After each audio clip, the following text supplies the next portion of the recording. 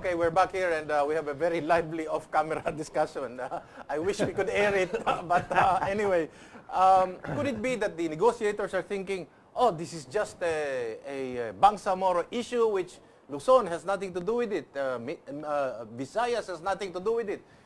This is only for the people of Mindanao. We are carving the future and promise of Southern Mindanao. So the rest of the Republic has nothing to do with it. What do you think? O gaya ng sinabi ni Senator Eric, I hope Filipino people will not judge me against by saying this.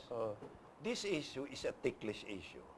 Pero if that were explode, malaki ang impact. If that is the continuing idea or policy of our national government, that is now providing a road for the separation of Mindanao, Sulu, and Palawan from the Republic of the Philippines. Kasi sila ang nag-i-instigate sa tao, anyway, you are not taken care of, bahala na kayo dyan. And this is also establishing the predicate for the Bangsamoro separating properties of the Sultanate. Ganun ba mangyayari? Yun ba? Hindi naman, because that is a natural act of the Sultanate of Sulu, really. Pero, with all candidness na yung Sabah must not be included with the Republic of the Philippines. Pero in the case of, for example, Sulu, yung Sulu Sea, maging Bangsamoro Sea. That is also one question, Eric. Hindi pinag-aralan. What is the importance, significance of this Sulu Sea to the people in the archipelago of Sulu? Ano posisyon ng Sultanate dyan? Well, ayaw nila eh. Kaya, that's what I'm saying. So there are two things happening here. Against the Republic and against the Sultanate of Sulu. And against the interests of the Tausug Nation. That's right, because Sulu Sea is a food security for the people in the archipelago. It is also a cultural security that link the people in the archipelago with the people in Sabah. Okay. And that is economic security kasi nandoon ang malaking deposit sa area. Tatanungin ko ito si Senador. I will lead the witness, so to speak. Di ba ho, Senador, di ba, kay abogado kayo? Yes. Ano ba tawag po sa dalawang kasal? Nagpakasal ka sa babae ito, nagpakasal ka dito. Di ba, bigamous marriage yan? Yes. Okay. Ano ho matatawag doon sa, you entered into a peace agreement with the MNLF and then a second with the MILF? Is that a bigamous peace agreement? Well, Eric, kidding aside, actually, sa tingin ko naman, any attempt at bringing about peace is good. Yes, of course. But it should always parang consider what has happened in the past. Yes. So that all the parties to the controversy are brought into the picture for the, you might say, the final solution to the problem. Senador, lahat ho na stakeholders ho dapat siguro, ano? Yun na nga. Pati ho mga tao sa Visayas at Luzon should have their voice heard, hindi ho ba dapat? Naturally. Kasi isa ho tayong bansa eh. Yes. Oo. For instance, Eric, my apology to our beloved Senator. Noong panahon bago magkaroon ng meeting between the President and the MILF in Tokyo, nagkaroon pa ng meeting between the Sultanate of Sulu, represented by the three senior leaders, si Sultan Jamalul Kiram III, si Sultan Ismail Kiram II, and Abdimuddin Kiram before he went to Sabah. Yes. Nagkaroon pa sila ng agreement that they were jointly conduct caravan for peace in Sulu. Yes. In mainland municipalities in Sulu. But what happened?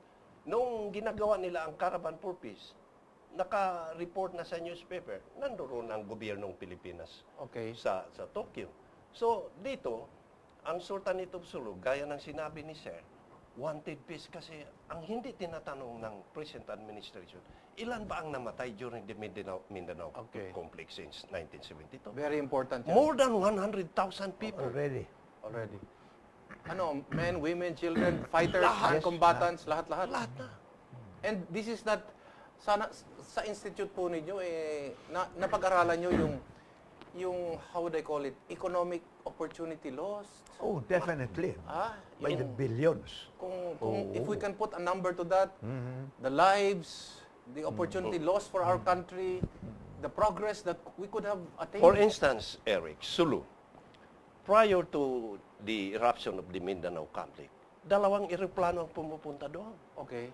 People from Luzon, before staying in Zamboanga, nauuna pumunta sa Holo because of the vibrancy of the trade and commerce in Holo in that time. Yes. Pumupunta doon na mamalingki sila ng mga bagay-bagay na hindi pa naibibenta dito sa Maynila. Okay. So that means that at the start, before the start of the Mindanao conflict, Sulu was progressing. So, in line with your question kay Senador, what is the impact of this? Tingnan mo ang Sulu ngayon. Left behind by 50 years. Okay. By Manila. Okay. So, ibig sabihin, hindi It lang... used to be the center of trade and Trade. commerce for a long time before the Spaniards came. Yes. So, yan ang Everybody went there to negotiate. Oh, historically, ha? Barter trade, goods and everything, no? So that's why the Sultan of Sulu is always requesting for a mandatory participation, not only by the Sultanate of Sulu, but by the Sultanate of Maguindanao, by the Bangsalumad and the Christian I have a representatives. question, Senator. Is it correct for the peace negotiators or for this government to say, the issue of the Sultanate is a separate issue from the peace process? It is not. It is not. It's embedded into the whole effort. As a matter of fact, tinitingnan ko nga yung kurobata mo at Philippines may Sabah. You know, that has been a topic of conversation between me and the Sultan and Sina Yes. Abe. And nakikita ko na ang gusto nila, mabawi talaga yung Sabah and rightfully claim as part of the Philippines without, in other words, isolo na ng gobyerno ang mga mabuting makukuha roon because originally, talaga naman ang may-ari niya ng Sultan of Sulu. Isasama ko na po kayo sa tinig ni Senator Tolentino Emmanuel Pelaez. That's right. Among others na nagsabi niyan. Yeah. You have heard history Yeah. in this program from people like you. But how come the administration says, we will study it? Bakit ganun ho? I mean, meron hong Supreme Court decision, 2012. Ang ponente, si Carpio po. This was an unbanked decision that says, Unconstitutional. Sabah is part of the dominion and sovereignty of the Republic. And why is the position of the President or Malacanang saying, pag-aaralan pa natin to kasi this is a separate issue? Because the truth of the matter is, nagkamali sila sa pagpili ng broker for peace in Mindanao. They chose Malaysia. And Malaysia claims Sabah. You see? Okay. Kaya nga, dandahan ang approach ng mga tao sa administrasyon when it comes to claiming something that can, rattle off or, cause a divide between the Philippines and Malaysia. Baka sagutin ko kayo ng Malacanang, hindi, tama nga yung pinili namin kasi we are gaining many benefits by choosing Sabah, both economic and personal. Baka ganun ang sagutin ng Malacanang. Pero tama ho yung sinabi ninyo. Spoken like a veteran and like a statesman. Pinag-aralan namin, Eric, yung history of Sabah with the help of Abe here and the Sultan. And ako, I am more than 1,000 times convinced that Sabah really belongs to us. Okay. Belongs to the Sultanate of Sulu primarily, and secondarily to the Republic because sa mga conversations namin ni Sultan, sabi niya pag mabawi yung Sulu, Sabah, hindi naman suluhin namin yun. Whatever good we can derive therefrom will also be shared with the Filipino people. And even former President Diosdado Macapagal also stands by. There is legal luminaries like you, political, constitutional jurisprudence that backs up this position. And that's why, as an ordinary citizen, asking questions, I'm saying, why aren't we making a principled stand on this? In fact, Eric, kung pag-aaralan ng ating mga lawmakers ngayon, one of the legacies na nagpapatunay ang Sultan of Sulu really wanted to remain a citizen of the Philippines. Doon sa pagbalik ng restoring the sovereignty and proprietary rights of the Sultanate of Sulu over the Territorial Island. Okay. Yun ay pagpahiwatin ng Great Britain. Pag-usapan natin. Mag-usap tayo. You stay in Sabah so that we can talk with you para maging formally and officially federated with the Federation of Malaysia. I have a question. Okay, ito malinaw na talaga sa atin to na regarding Sabah, no? But all of a sudden, kung if we're going to do a timeline as to the progress on these peace talks, in the beginning they were so gung-ho about it. All of a sudden, parang bumagal. as if the negotiators are taking 2 steps. It is as if the professor or the academicians are reassessing their theories. May mga nagsasabi na para yatang na-arm twisted sila ng counterparts nila sa MILF, and when they were presented with a fait accompli, nagreklamo sila, this is what I'm hearing, na reklamo daw sila sa presidente na they were arm twisted. And so, the president didn't want to sign it. Did you hear something like that similar also as well? Hindi masyado, Eric, hindi okay. masyado. But, ang pananaw lang ng Sultan Hitop Subod dyan, is that kung bakit ganito, parang squid tactic ang pagsulong ng Bangsamoro, Bisiklo, ay sapagkat hindi malaman ng gobyerno kung ano talaga ang gagawin. Now, the government of the Republic of the Philippines is tied up with the 1963 Manila Accord. Okay. So that any leader for that matter may apology to our senator. Na magkaroon ng betraying even by defining a technical description of the law regarding Sabah, yun that will tantamount to to impeachment or proceeding by any party who would like to really a protest on that. How do you see this, Senator, playing out? The President has now the Bangsamoro Basic Law. I think you read it in the papers. You had the legislator asking for a copy. In fact, at this point, you know that as Senate President, any of the Committee on Defense, perhaps, or Correct. can ask for a copy at this point to discuss, no?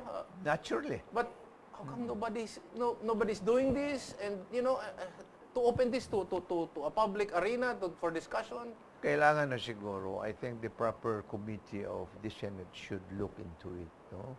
Because this is a matter that concerns not only President Noynoy, not only the negotiators, not only even the people of Sabah or Sulu, but the whole country. And therefore, we are a democracy, Eric. I mean, transparency is the name of the game. Pag hindi transparent ang gobyerno on matters that affect the very lives of the people, then there is something basically wrong. Or is it because the Senate is waiting for the President out of respect? Pagbigay sa kanila, saka natin tatadtarin ito. Baka ganun. That's also a possibility. That's the time they will water it down. Do you see the possibility that the Senate will water it down? Or will swallow hook, line, and sinker, whatever the President will submit? How do you see this playing out?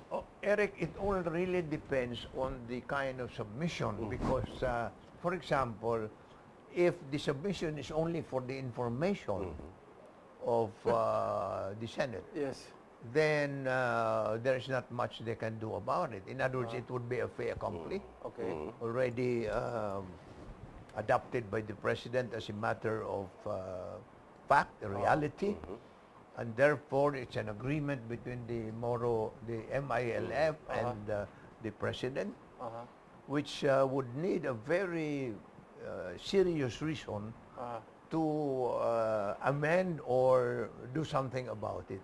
Meaning to say, pag sinubmit ng Pangulo yan just for purposes of information, well, of course, the Senate can take pains to, modify it later. Pero for the moment, it will already be a fait accompli. Sa tingin niyo, Senator, siguro kapag babasa niyo, napansin niyo na there seemed to be an impasse for a moment. That's why both sides had to go to Kuala Lumpur to rediscuss. What happened? There must have been a serious disagreement about certain points. And then, all of a sudden, there was an announcement. I don't know whether it was face-saving. Sabi niya, we have to reconsult our respective principles. And then there was a resubmission to the President. Now the President is going over it.